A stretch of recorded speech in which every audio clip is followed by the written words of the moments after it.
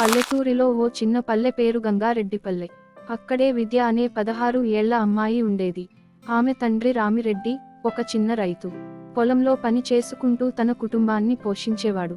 విద్య తక్కువ వయస్సులోనే చాలా చురుకైన, తెలివైన అమ్మాయి. చదువులోనూ మొదటి స్థానంలో ఉండేది. కానీ ఆ కుటుంబం ఆర్థికంగా వెనుకబడింది. సరిగ్గా ఇల్లు గడవడం కూడా కష్టంగా ఉండేది. కానీ విద్యకు ఒక కల ఉండేది, డాక్టర్ అవ్వాలని.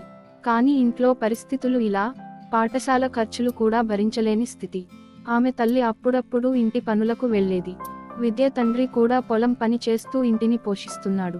విద్య స్కూల్ అయిన తర్వాత పొలాల్లో తండ్రికి సహాయం చేస్తూ ఉండేది. రాత్రిళ్ళు వెలుగులేని ఇంటి బయట దీపం పెట్టుకుని పుస్తకాలు చదువుకునేది.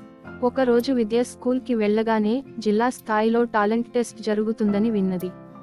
గెలిచిన వారికి స్కాలర్షిప్ వస్తుందని తెలిసింది. విద్య ముందుగా ఆలోచించింది తన కుటుంబ ఆర్థిక పరిస్థితి బాలేదు అని. అందుకని విద్య వెంటనే అభ్యర్థించింది. స్కూల్లో టీచర్ అయిన సత్యమాస్టారు ఆమె ప్రతిభ చూసి ఎంతో ప్రోత్సహించారు. నీవు 100కు 100 మార్కులు కొడతావు, నీ కలను నిజం చేయాలి అన్నారు. అప్పుడు విద్య నిర్ణయించుకుంది తను ఈ టెస్టులో తన టాలెంట్ చూపించాలి అని నిర్ణయించుకుంది.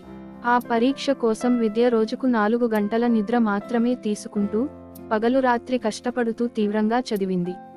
టెస్ట్ రోజున స్కూల్కి వెళ్లడానికి విద్య దగ్గర డబ్బుల్లేక విద్య అమ్మ నడుచుకుంటూ వెళ్లమని పంపింది. విద్య పరీక్ష రాసి వచ్చినా ఆశతో కాదు, ఎందుకంటే అందరూ మంచి బడులలో చదివే పిల్లలు, తానొక పల్లెబిడ్డ అని ఆందోళనగా ఉంది. కొన్ని రోజుల తర్వాత పరీక్ష ఫలితాలు వచ్చాయి. అందులో విద్య మొదటి ర్యాంకు సాధించింది. స్కాలర్షిప్ రావడంతో జిల్లా కేంద్రం ఆమెను పెద్ద మెడికల్ కోచింగ్ సెంటర్కి పంపించారు. అక్కడ కొత్త ప్రపంచం, private school, English, smart students. మొదటి రోజుల్లో వెనకబడింది. తన ఊరిలో ఉన్నంత ధైర్యంగా ఈ ప్రైవేట్ కాలేజీలో ఉండలేకపోయింది. ఆమె నాన్న జ్ఞాపకం వచ్చేవారు, పుట్టినట్టుగా జీవించాలి, ఆశల కోసం ఓడకూడదు. అప్పుడు విద్య మళ్లీ దూకుడుగా ముందుకు వచ్చింది. ఆమె మళ్లీ కష్టపడి చదవడం మొదలుపెట్టింది. రోజుకు చాలా గంటలు పుస్తకాల్లో మునిగిపోయేది. 2 సంవత్సరాల తర్వాత నీట్ పరీక్ష రాసింది. ఫలితాలు వచ్చినప్పుడు ఆశ్చర్యం కలిగింది. విద్య మంచి ర్యాంక్ సాధించింది. ఆమెకి పెద్ద మెడికల్ కాలేజ్లో MBBS సీటు వచ్చింది. గ్రామానికి వచ్చి చెప్పినప్పుడు ఊరు అంతా అబ్బురపోయింది. ఎవ్వరు నమ్మలేకపోయారు. రైతు కూతురు డాక్టర్ అవుతుందంటే ఎంత గర్వంగా ఉందో చెప్పలేరు.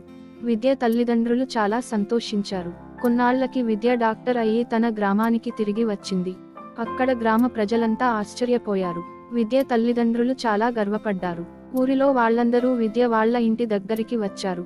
అప్పుడు విద్య వాళ్ళందరితో ఇలా అంటుంది, నేను ఇంకొన్ని రోజుల్లో మన ఊరిలో ఒక పెద్ద ఆసుపత్రి నిర్మిస్తాను.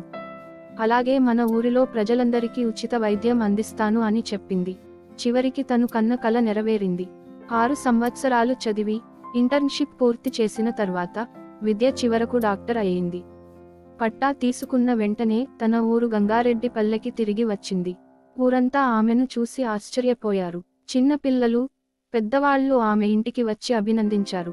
తండ్రి రామిరెడ్డి, తల్లి లచ్చమ్మ ఇద్దరూ ఆనందంతో కన్నీళ్లు పెట్టుకున్నారు.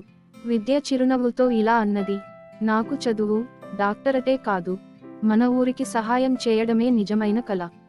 అంతేకాదు, ఆమె ఊరిలో ఒక ఉచిత వైద్య కేంద్రం ప్రారంభించాలనే నిర్ణయం తీసుకుంది. దానికి తన దాచిన డబ్బు వాడింది. కొంత ప్రభుత్వ సహాయం కూడా తీసుకుంది. ఊరి పెద్దలు, యువకులు అందరూ కలిసి ఆమెకి తోడుగా నిలిచారు. 1 సంవత్సరం తర్వాత గంగారెడ్డిపల్లెలో చిన్న కానీ బాగా నడిచే ఆసుపత్రి ఏర్పడింది. అక్కడ ప్రజలకు ఉచిత వైద్యం, మందులు, చిన్న చిన్న పరీక్షలు అందించారు. దగ్గర్లోని ఊర్ల నుంచి కూడా జనాలు వచ్చి చికిత్స చేయించుకున్నారు. విద్య ఒక్కరే కాదు, ఆమెతో పాటు పనిచేసే యువ వైద్యులు, నర్సులు కూడా వచ్చారు. ఆమె బంధువు రవి, చిన్నప్పటి మిత్రులు, స్కూల్ టీచర్ సత్యమాస్టారు కూడా సాయంగా నిలిచారు. చివర్లో విద్య ఇలా చెప్పింది, మనలో ప్రతి ఒక్కరికి కలలు ఉంటాయి. అవి సాధ్యమే, కష్టం చేస్తే, నమ్మకం పెడితే అవి నిజం అవుతాయి.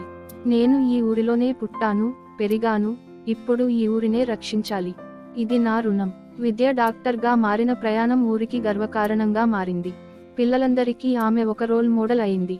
ఇప్పుడు ఎవరైనా చిన్న పిల్లలు కలలు చెప్పినప్పుడు పెద్దవాళ్ళు ఇలా అంటారు, చూడు, విద్యలా నీవు ఒక్కరోజు గొప్ప మనిషివి అవ్వాలి. తుదకు ఒకే మాట అన్నది విద్య. కనురెప్పల వెనక దాచిన కలల్ని విశ్వాసంతో చూస్తే నిజం చేయొచ్చు.